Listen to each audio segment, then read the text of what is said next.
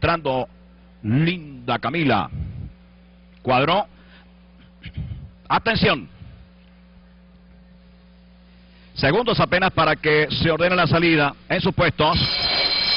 Arrancan largada sumamente pareja. Acurima por segunda línea, Rhode Island por fuera, tratan de pelear la delantera. Viene Rhode Island con Acurima a pelear la delantera. En el tercero Linda Camila, en el cuarto Star Model con María Florencia igualmente, Victoria Speed, y se está quedando Natalia Isamar en el último lugar a solamente 8 cuerpos de las punteras. Así vienen a pasar los primeros 400 metros. La lucha por el primer lugar entre Acurima por la parte interior, Rhode Island por fuera. En el tercero Linda Camila, en el cuarto Victoria Speed, en el quinto Star Model, penúltima corre María Florencia y en el último lugar aparece Natalia Isamar, 22 segundos, 3 quintos, los primeros 400 metros con Acurima dominando. Rhode Island corre segunda, Linda Camila en el tercero lugar cuando gira la última curva e ingresan ya a la recta final. Acurima está en la delantera, insiste Linda Camila desde el segundo lugar, Victoria Speed corre en el tercero, en el cuarto viene María Florencia por la parte central. Acurima